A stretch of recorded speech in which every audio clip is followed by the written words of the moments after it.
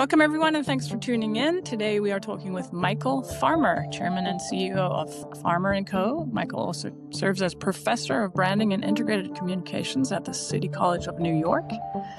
He serves as a strategic advisor to CORE, C-O-R, the AI-driven management software firm that provides resource management, products, and other services for global advertising agencies and other professional service firms.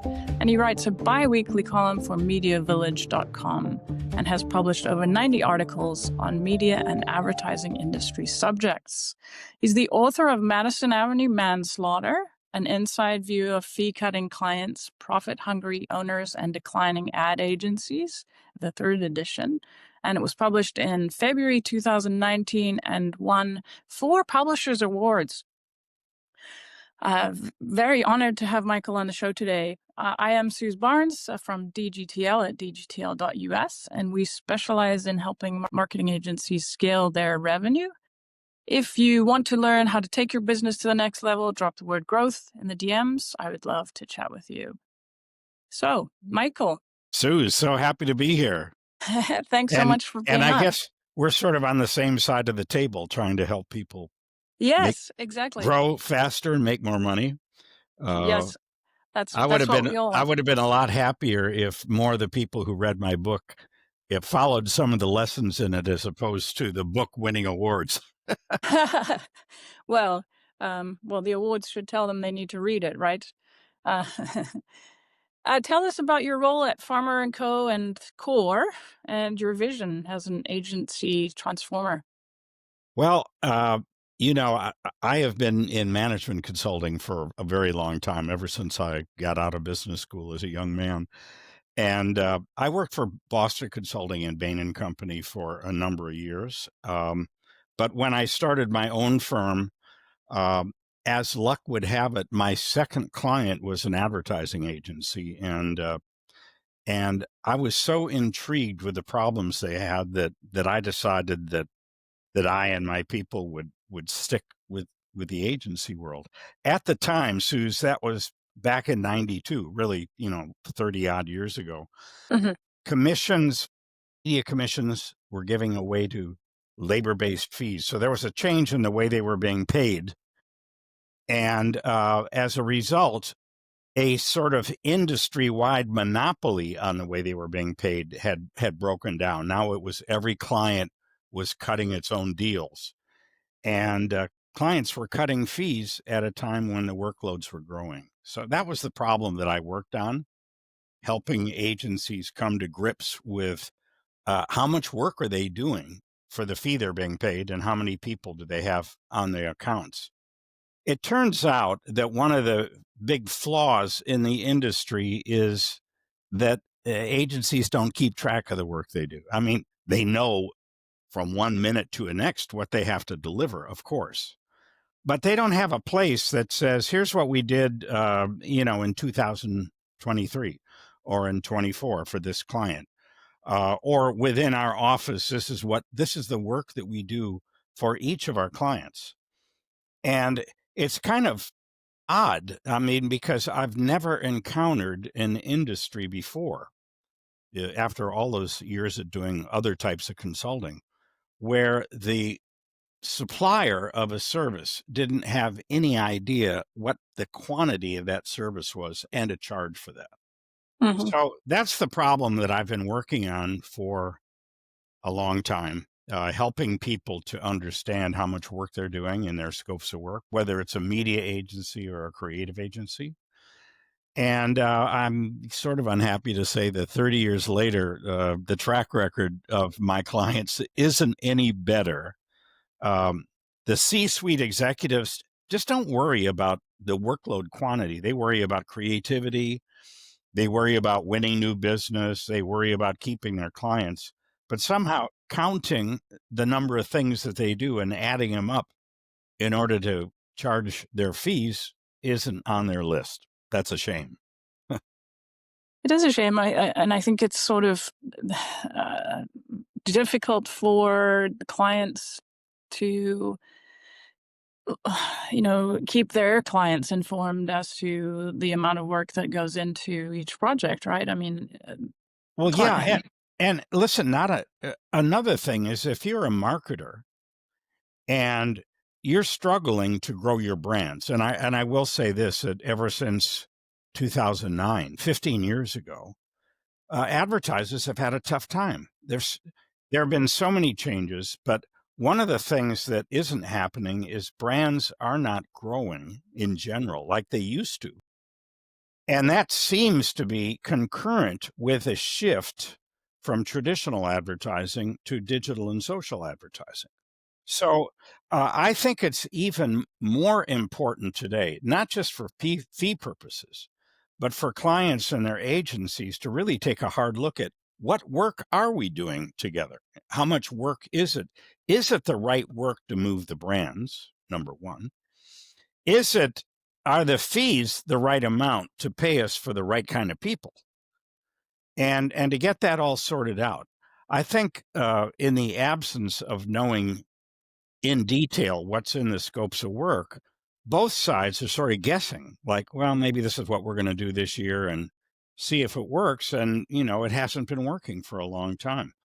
So I think that knowing how much work is going on and what kind of work it is and how it might influence brand sales is highly strategic.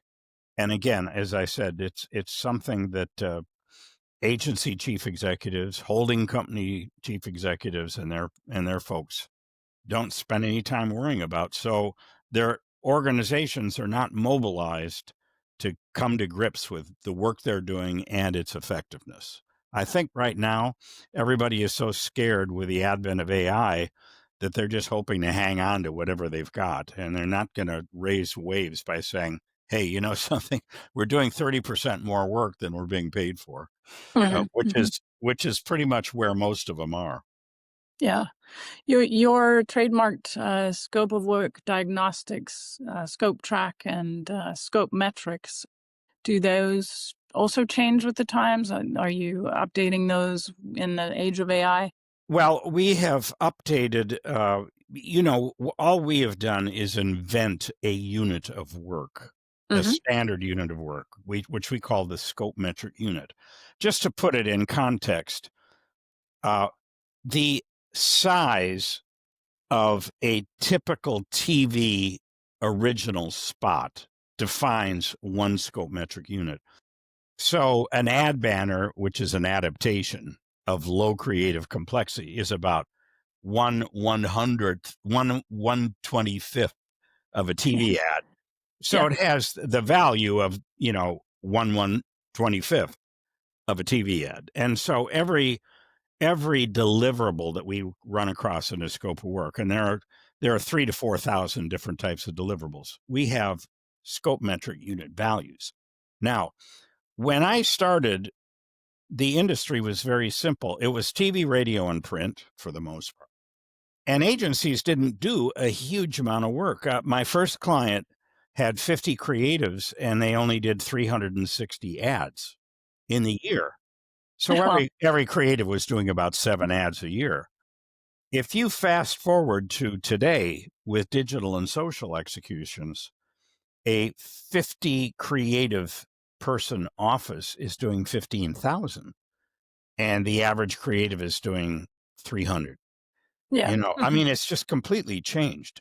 Now, so we had to adopt scope metric unit values for all the digital executions, but we had a lot of great help. We started doing that in 2004 when we were working with Toyota and later Lexus. And Team One, which was a Saatchi agency that did all the and still does all the Lexus work, was very keen to use the scope metric system and to help us develop values for digital and social. So they helped us. Organic, an Omnicon agency, digital agency, helped us as well. We worked with American Express and with Kraft during those years, and since then, of course, every year we encounter different types of briefs that need scope metric unit values. We got into pharmaceutical advertising, and there were a whole bunch of new types of ads that we had never encountered before. So we've done that. Now the question is, what about AI? uh, AI can do a lot of these ads with a lot fewer man hours. But what I've decided to do is not so much to change the scope metric unit values across the board, but to have different values for ads that are done by AI with creative help. It really changes how many ads a creative can do. So it changes their productivity levels. And we're using the productivity metrics. Like typically, one creative today can do 5 scope metric units of work. With AI, they can do 25. Yeah. So, we scale down the scope metric unit values for AI delivered deliverables. Uh, but not all of them are going to be done by AI, and some are going to be done partially. So we're making those adaptations as we speak, and we're getting a lot of help from our agency partners. Are you seeing any of the quality concerns with AI? Well, Where I would say, Suze, that the quality issues have started long before AI. yes. No, what has actually happened is because workloads exploded beginning in about 2009 to the present. So the last 15 years have seen extraordinary workload growth, but not extraordinary fee growth. And so agencies have felt that they were underpaid for the amount of work they were doing, but they have to deliver profit margins to their holding company owners. I'm talking about the big ones anyway. And so what they have done over the last 15 years is to downsize so that their costs match the inadequate fees they're being paid. What they have done is they've taken out senior talent. They've merged agencies and taken out whole management teams. For the most part, a lot of the big agencies have many, many junior people right now and not a lot of leadership. That, I think, has affected quality, and that quality problem has gone back more than 15 years. Mhm. Now we have those same relatively junior people working with AI, and I'm sure you've had plenty of experience working with AI as I have. That it takes a really keen brain to use it properly, Mhm. and it's very easy to use it in not such a keen manner and accept the outcome. For example, whenever I use whatever I'm using, any of the platforms, I make sure that they give me the sources on which they're deriving, their conclusions, and then I check the sources. I suppose a less experienced person might not have to go through that and check the sources to make sure you're not being given a hallucination as an answer.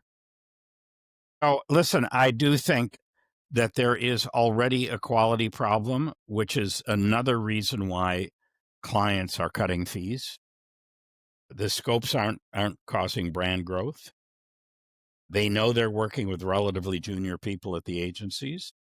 Um, and so I think agencies have lost a lot of credibility with their clients over the last 15 years um, because they're giving less advice and they're just saying more, yes, sir, we can do whatever you need, without pushing back and saying, I don't think that's the right direction to go, with this scope. There's very little of that.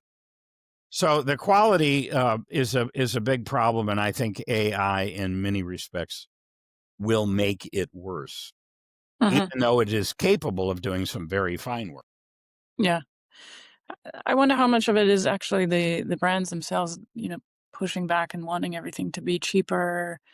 Well, Should they be paying for creativity? Should they be well, paying? there you go. Because think about it for a minute. Brands are not growing. If you take the big advertisers, the FMCGs, like Procter and Gamble, Unilever, Nestle, Colgate, pure branded companies that have been very successful over the years in creating strong brands. As a group, they've they've grown at half the rate of GDP growth in the last 15 years. And so when they're not growing, they worry about their share price too. And one of the things that they do is to cut fees and cut costs wherever they can. They hire consulting firms like Carney, which is very, very competent at cutting costs, taking billions of dollars out. They buy back their own shares. They increase their dividends. They've done a lot of things to keep their share price up, but among the things they do, cost cutting is a very big thing. And that's where the impetus for agency fee cutting has come in. So, yes, they'll say, look, we're working with you, but the brands aren't growing. And, we can't afford to pay lavishly for services that are not delivering growth. So, every year the fees seem to come down and the workloads seem to go up. Yeah. In the foreword of your Madison Avenue Manslaughter book, John Seifert, chairman and CEO of Ogilvy and Mather, describes you as having a relentlessly pursued a Twin Peaks mission: how to help agencies be more productive and profitable in delivering their best thinking and creative work, and how to help clients feel more confident with the people, processes, and the cost of doing the work essential to the brand and business building efforts. Can you expand on that Twin Peaks mission for us? Well, the thing is, first of all, I wanted to see agencies doing an amount of work that they could staff properly and, in a way, reduce their productivity. Their productivity was, I mentioned that the average creative should do 5 SMUs per year. I had agency situations where they were doing 10, twice as much work per head, or 15, 3 times as much work. And I've even seen as high as 17, which is more than 3 times the amount of work. So that's completely out of balance because, a creative that is doing that much work for a client isn't putting very much time into each individual brief. Mm-hmm. So there is a productivity issue. And at the same time, I also felt that the scopes of work were bloated and not everything that was in the scope of work needed to be there. And so I would engage with my clients on a dialogue. Do we really need to do all this work? If you could take 30% of the work out, what would you take out and why? And they always had opinions about that. In fact, the best small agencies that I worked with, after I would do a diagnostic of their scopes of work and show them that they were being underpaid and doing too much work for the fees and not had enough people on it, the CEO of one particular agency said, "Oh, I know exactly what I'm going to do."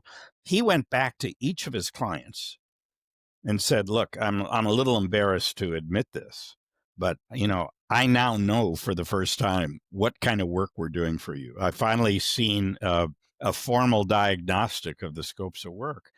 And to be perfectly honest with you, I think that we should be doing a different scope. I think that what we're doing now is not optimal for your brands. And what I'd like you to do is let my people, turn my people loose to come up with an independent view of what work we should be doing for you. No change in fee. And I'm not saying you have to agree with it. I just want you to examine a proposal for a different scope of work at the same fee and see what you think. Well, understandably, at least 3/4 of us clients said, "Sure, I don't care. Go ahead." Really? And in most of those cases, the agency came up with a better scope of work, which, by the way, had less work in it for the same fee. And this agency doubled its fees in 1 year by just doing better scopes, different scopes that were smaller. And Fantastic. everybody was happy. The fees didn't change, but they could put fewer people on it, and the work was more tailored to growing the brand. So it was fabulously successful, and that is exactly what agencies should do. It's hard for a big agency to do that, though, because they've got hundreds of clients. Mm-hmm. There's so many different people that would have to have an analysis and then have a dialogue with a client. And the one thing I found about big agencies, and John was, the CEO of Ogilvy worldwide, is they're very conservative. They don't want to rock the boat. They're afraid look, I can't even take a 5% cut in my income, or I'm going to be in real trouble with the holding company. So the big agencies are extremely conservative and are unwilling to take on the transformation job. Smaller agencies will take it on, and it doesn't really upset the organization, and it's relatively easy to implement. I love that. I had a boss early in my career that said business would be great if there were no clients. Well, I teach at City College in the spring, and I can't tell you how many professors say, "Wouldn't this be a great place if there were no students?" Then I could just do my research and be paid for it and do the stuff I love and not have to teach and Great. grade papers and Exactly. deal with discipline issues. I teach as well. I'm a professor at USF. Okay. Yeah, so I know what you mean. But yeah, what are your thoughts around what leaders are doing today in terms of transformation, um, relative to automation and AI and anything? You said maybe it's the smaller businesses, the smaller agencies that are Listen, it is most. the independent agencies Yeah. see things very clearly. They Mm, know they cannot be paid by man hours in an AI world. They know, and listen, I've done some analyses of these that show that anywhere between 20 and 40% of an agency's man hours could migrate to AI, which would mean, 20 to 40% of the man hours could go away. That means 20 to 40% of the fees could go away. That's completely intolerable. Agencies need to be paid for the work they do, not for the man hours, not for a guess at man hours. Now, it is easier for a smaller agency to deal with that and to face it. It's terrifying for an Ogilvy or a VML or McCann or mhm. BBDO or, or a Saatchi for that matter, to deal with these things, because it means taking on an adult conversation with every single client. And on top of it, none of them have the data about their work they're doing so that they could actually migrate to a pay by the work. They actually need the kind of diagnostic that I have to do when I work with a client, an agency, which is to spend several weeks reconstructing the work they're doing right now, and then classifying the deliverables and calculating the scope metric units and all that.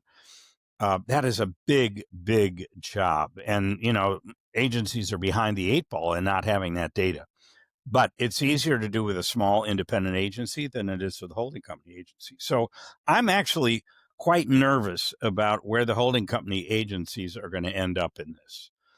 I think they are hoping that their investment, the hundreds of millions they're putting into an investment in AI, is somehow going to pay off and create jobs instead of cause them to lose it. But I think they're kidding themselves. So I am anticipating that some of the holding companies are going to have a very rough time in the next 2 to 3 years. Some may even have to get broken up by Wall Street because their share price is going to fall. I mean, we see right now Dentsu, is trying to unload its international business. Well, Dentsu's international business are all the agencies that they own outside of Japan. I mean, that's the holding company network of Dentsu is kind of up for grabs. And IPG sold Huge and sold RGA. Omnicon and IPG are merging, and they're going to take another $1 billion of cost out. That all makes me very nervous, because I don't see enough activity in changing the way they're paid. And I think procurement is absolutely rubbing its hands together, thinking, "Hey, we're happy to see AI come in because we can cut fees to everybody based on the fewer man hours they're going to put in." And I think clients are also expecting it because they see what AI can do and they expect the agency to work with it so that Well, they can cut costs? the other thing that could easily happen, Suze, is that the in-house agencies are just as capable of being competent at AI as the outside agency. Mm. And in fact, it would put AI within the control of the client, which is where I think things are going to head anyway. So there is no guarantee that all the investment that WPP brags about, as an example, look at the investment we've made in AI, that's going to receive a hearing, because some of their clients may say, fine, we don't need you to do the AI. We're going to do the AI ourselves. We're going to do the adaptation work in digital and social on our own. We're going to do more of it. We've already done a lot. We're going to do even more. And we'll do it with AI. So, we will use you to do manually driven creative work, TV ads and the like. Well, that will take a massive bite out of the holding companies, because two-thirds of the spend on media is in digital and social, where most of the AI is going to flourish. So, I just think that it's going to be really rough waters, competition from internal agencies, procurement cutting fees because the agencies are using AI. I mean, all of those things are going to happen very quickly, much faster than anyone anticipates. You think in the next year, next 5 years? What Yeah, do I you... think it's happening right now. Yeah. Listen, I work not only with agencies, but I work with advertisers, and procurement's already talking about how are we going to handle fee setting in the AI world. Well, it isn't going to be the way we used to. That's for sure. The man hours are going to change. The fees are going to change. And I don't think the clients are going to be the ones to say, we need to pay you on a different basis. I don't think they're going to be the ones saying it. I think it has to come from the agencies. And I just don't see enough initiative there right now. So I'd say, Suze, buckle your seatbelt, because none of us really know what people are planning behind closed doors and how it's going to play out. But the old game between the agencies and their clients is going to change, and we're just not sure what it's going to be. But all the signs are that it's going to be a rougher game to play. Probably more competitive. Well, I think so. And listen, it is in a world that has too much supply. When you factor in how much of the work that AI can do, you'd have to say that if we add up all the number of creatives that exist in the industry, whether they're holding company creatives or whether they're independent agency creatives, there are too many of them. We don't need them. And when you've got an excess of supply, you have cuts in fees. That's just classic economics 101. So it's going to be tough. It's really going to be tough. And yes, agencies can downsize. Like the IPG Omnicom thing is, they've already said we're going to take $750 million out when we merge. And IPG has said, and we're going to take $250 million out of our operations before we merge. That's $1 billion. But that's just $1 billion of cost. It doesn't say anything about the way they expect to be paid. So I'm still waiting to hear how people are going to try to get paid differently in the future. Do you think that the branding that the big ad agencies have created so far will have some value? Their own brand? Well, I think they've done a lot to destroy their own brands, haven't they? Because there used to be a brand called Y&R and JWT and the VML, and those brands are gone. Now everything is VML. Wonderman's gone. JWT's gone. Y&R is gone. Ogilvy, Gray is now sort of organizationally under Gray. Well, Gray is a great brand, but, I don't think we're going to hear much about Gray. At Publicis, the brand is Publicis. It's not Saatchi. It's not Leo Burnett, now called Leo. And it's not Publicis USA, it's Publicis. So those brands are gone. And what do you think is going to happen with McCann and FCB when those agencies are merged with BBDO, TBWA, and DDB? I think there's going to be a change. Already at Omnicon, they've created a group called Omnicon Advertising, which assembles BBDO, DDB, and TBWA. So, I mean, who knows? I think we're going to see more brands disappear. And as the holding companies try to make their name the brand that that clients are buying. So I'm just not sure that the brands have value in that respect. And I think given the way the holding companies operate, the brands aren't terribly differentiated from, TBWA says we're about disruption and BBDO says we're about the work, the work, the work.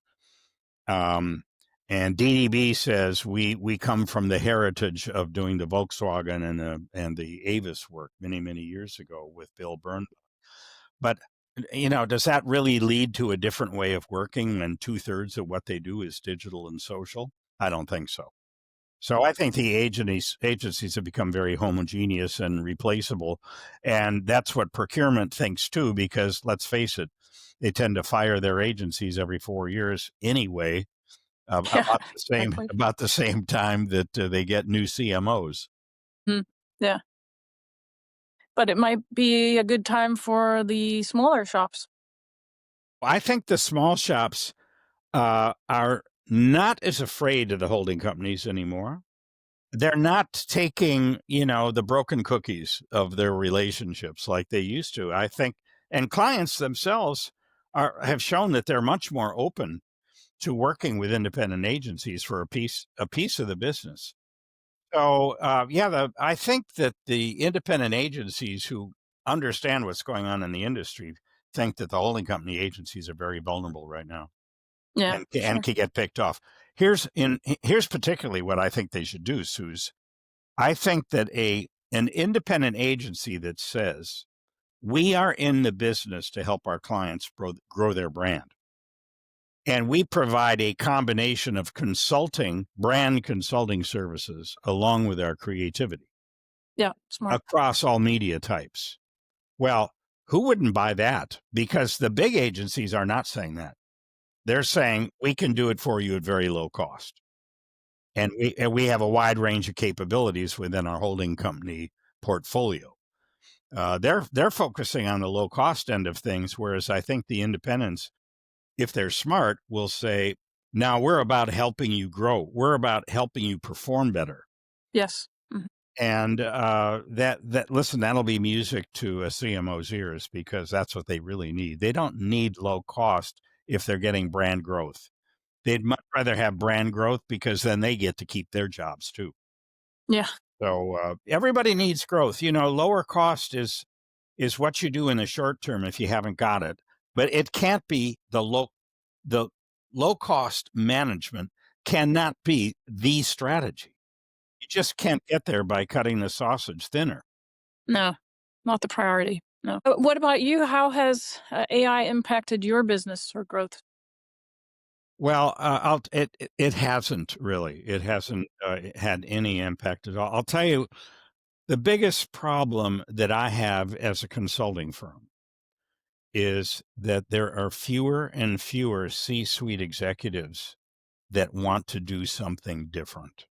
You know, Listen, people hire consultants, often chief executives of any type of company hire consultants because they want to move in a different direction. They want some help defining what that direction should be. They want some help selling it into their own organization and manning, you know, steering committees and task forces and that sort of thing. But consulting firms are nothing without executives that want to do something with the work consultants do. Well, I'll tell you, in all honesty, the biggest problem that I've seen in the last 5 years is that now everybody's pulling back. They're afraid to try things. Um, They're trying to keep the machine going as best they can. They're trying to make their numbers for the holding company. They're trying to hang on to the clients they have. They don't have an appetite for confrontation with their clients about how they're paid or what the work is. They've become very passive. And that is not a good thing when you're a management consultant. So it has been tough for me to find more people that say, "Hey, Michael, we really need to come to grips with the scope of work issue. Could you do, your usual thing?" I mean, most people know what I do, but I think there are fewer people asking for it right now because they're so uh, worried about what's going to happen with AI that they're just paralyzed and they're sort of in a wait and see position. Yeah. So, Do, actually, what I'm doing more of is training people uh, to deal with um, what they should be doing and what they should be saying. So I think that, for a while, I'm going to be doing more teaching and training than consulting and doing diagnostics. I think that that's just the phase that we're going through right now.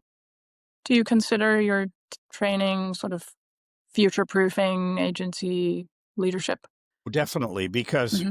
the training is all designed to say, how do we do the right thing for our clients? And that comes down to um, how do we uh, how do we engage with them on scopes of work so that we're doing the right work that moves the brands.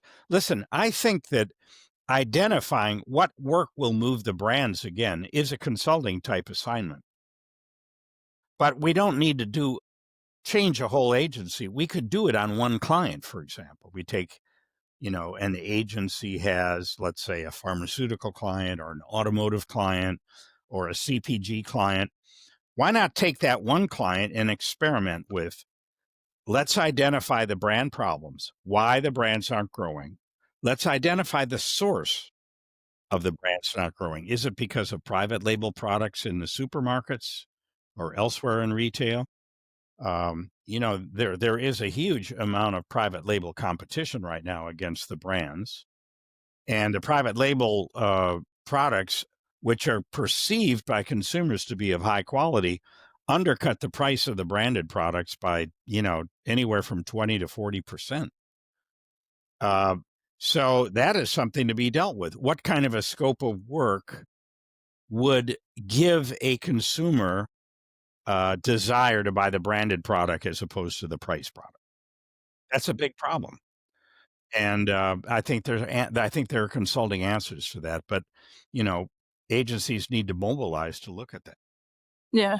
The the client agency partnership is very um, underrated, right? I Well, think. it just has completely broken down because Hmm. let's face it, back in the commission days, agencies had clients for 40 years. Yeah, And no one exactly. ever thought about changing the relationship because the agency knew the brands better than the clients because the clients kept, moving around within the organization or moving to other companies, but the agency stayed in place, and the senior people really knew the brands well. So there was a partnership. Now, that all broke down with digital and social because agencies did not diversify into digital and social right away. So clients, knowing that they wanted that type of advertising, went out and hired other agencies that were good at it. And it completely broke down the AOR. And then procurement got involved in the picture. And, they felt like agencies were overpaid. I don't know what basis they had for that because they didn't know anything about the workloads, but it wasn't true they were overpaid, but they thought they were, so they started cutting the fees. And then the fee cutting became necessary because the brands weren't growing. Now, and listen, let's face it, agencies are vendors. They do what the clients want at a fee that the clients will pay, and they will do as much work as marketing wants done. And that's why we've got a problem today because it's too much work for too little money and the work doesn't work anyway. I mean, crudely speaking, that's the problem. So the work has to start working. The agencies need to be paid for that work, and they need to negotiate that and have a way of dealing with it. So that's kind of where we are today. The brand, do you think the brand has suffered with the onset of digital and social? You mean a product, the branding of a product? Yeah, I mean, branding in general, like a company's brand has, you said that the brand is hiring a new agency to handle digital and social from the AOR. Could Yeah, that well, be a reason why we're seeing brand decline? I think they're two brand issues, Suze. I think one, the agency brand issue has definitely suffered. When JWT and did the Ford advertising for 40 years, JWT had a way of working and it was unique. And Ogilvy did other things and they had a way of working and it was unique. And then in the other holding companies, BBDO and TBWA and DDB, and at IPG, we had McCann and FCB. They all were differentiated. They all had their own cultures. But when they started, when the AOR disappeared, they weren't getting hired because they had special cultures. They were being hired in the new world because they were low cost and they had the capability of doing just about everything. And they still got fired every 4 years. So all of a sudden, I think they all started looking the same. And, and when during the new business pitches, they tried to differentiate themselves, but in the end, the clients just wanted to know, do you have the capability of working across all media types and can you do it at low cost? And that became the differentiator. All right. That brand side on the agency side has disappeared. I think on the client side, I don't think client brands mean as much as they used to. If you think about now there are some exceptions. Dove is a great brand. Tide is a great brand. Pampers is a great brand, but all of them have suffered share losses in the marketplace to store brands. Now, what is a store brand? A store brand, like Kirkwood at Costco, Yeah. it is Costco. The store brands are, like Wegmans, like Walmart, like Target. They have their own names for their brands, but they get their power from the power of the retailer. And a consumer that's in Target who thinks highly of Target is going to think highly of Target brands and feel like, well, I don't need to buy the branded detergent for my washing machine because I can buy whatever Target offers at a 20 to 30% price reduction.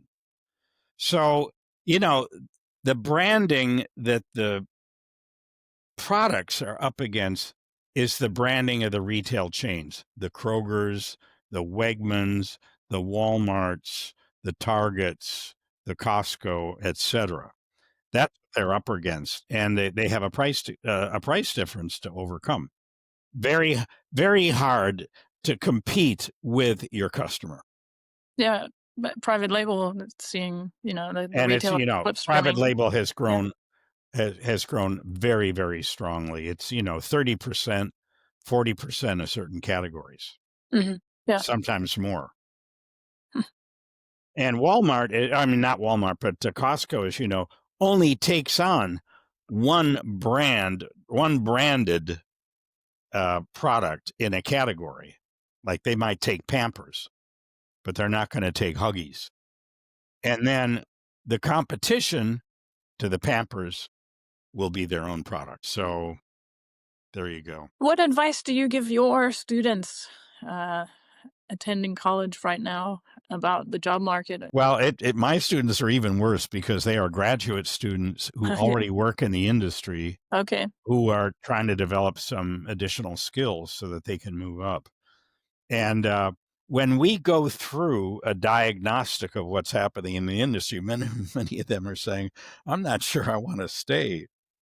This doesn't look too good. Everybody's downsizing. There aren't any jobs out there. Yeah. And a lot of the jobs are going to be taken by AI. Maybe I should be looking for something else.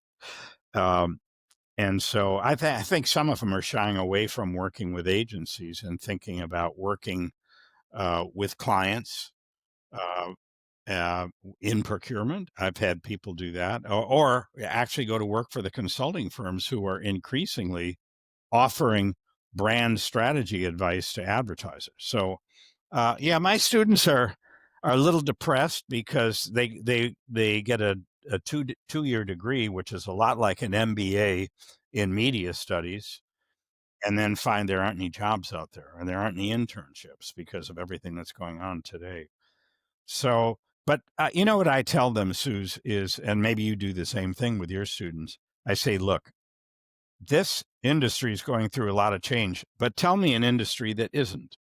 Yeah. Do you think you're better off in publishing or in music? No. Look at what's happened to the music business. It used to all be about record labels, and the labels had brands just like ad agencies had brands. Now it's all single place on Spotify, and it's all about streaming. Or if you go into the movie business, it's Hollywood is just hardly in the movie theater business is hardly anything anymore compared to Netflix and Apple and Prime Video. So you got the music business, you've got Hollywood, you've got the publishing business. I've published 2 books. I'm trying to publish a third one, and I'm writing a fourth one right now. And the publishers world has completely changed. And they've all had to downsize. They don't offer the same number of services, and that's why so many people won't go into self-publishing uh, because you control the process yourself, even if it means that the costs come out of your own pocket. So I tell my students, look, get used to transformation out there. Get to be smart to figure out how anybody that you work for survives. Be smart about that and try to bring about the necessary transformation, because otherwise you're not going to be working at all. So, they just try to put some steel in their backbone and accept the fact that the world is going through massive changes because of AI. And fundamentally, what it's going to do is take a huge number of jobs away, but create higher level, higher value jobs by people that understand strategy and know how to deploy AI to the Hmm. greatest advantage. Yeah. But it's still kind of scary. Frankly, it's got to be scary, and it's got to be scarier for people that are over 50 and still working, and fear that their job might go away because there might not be anything to replace it. So you mentioned you're writing a book. Excuse me. Where do you want to be in the next 6 to 12 months? Well, I'm writing a book called Madison Avenue Media Madness. And it's a book about the history of the evolution of media from the mass media days when there were only 3 television channels and I Love Lucy had 30 to 40 million viewers Yeah. every week. It was like Super Bowl advertising for the advertisers in those days. If you could afford it, you reached a lot of people. So from that, to the fragmented situation that we have today, and then programmatic, in which all the money is made by Google and Facebook and Hmm. Amazon for the most Hmm. part.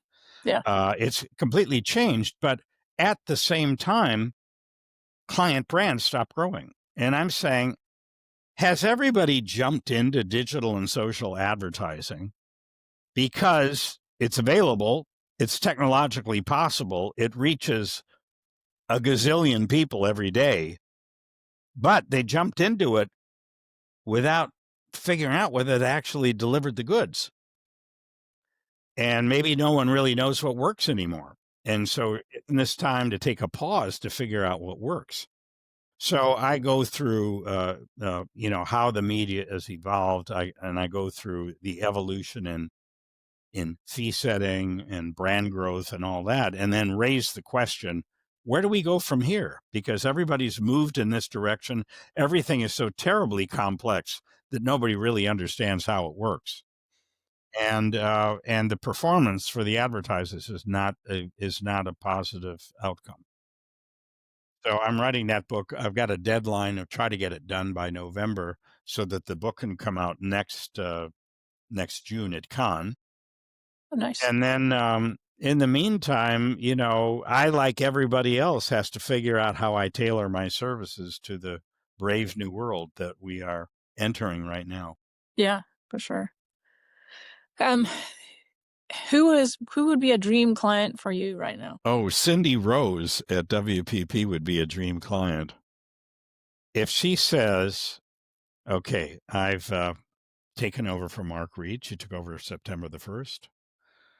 And the first thing that I need to do is to get my remuneration right. We are on a man-hour basis. We have to change that. I'm going to work that out with a few big clients. That's the first thing I need to do. I'm going to use Michael Farmer and his scope metric system to document and measure and charge for the deliverables that we do. So that's why Cindy Rose would be an ideal client.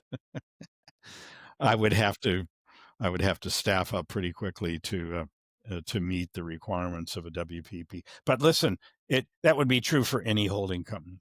That would be true for Omnicon and IPG coming together. Publicis appears to be pretty happy because they're growing. Although I think I think they're still paid in very traditional ways, so I think they're going to face the same issues. But look, everybody's got the problem, and I have a set of services and experience that goes a long way towards solving the problem. So, any of them would be ideal clients for me at this juncture. I would just like to see, though, some vigorous management action and some risk taking, because they don't take the risk. If they just try to float their way through it, they're going to be on the casualty list for sure. This is not a time for business as usual. Right. Innovation. Yep. Transformation, one client at a time would be better than no clients, Yeah, for sure. but there's no way that they can cost reduce their way out of the AI problem. They just, no way because they're going to see huge fee cuts. So yeah, this is a brave new world that we're entering, and we all have to adjust in some way. I'm sure you do as well. Yes, absolutely. Everybody is. Thank you so much for your time today. I really appreciate your insights. It's super interesting. Just you are so knowledgeable and have so much experience in this industry. Well, I've been lucky, Suze, because first of all, I had 20 odd years of consulting experience behind me before I had my first agency client, and all I did really was apply the consulting disciplines that I had learned in the previous 20 years. And it really came down to this.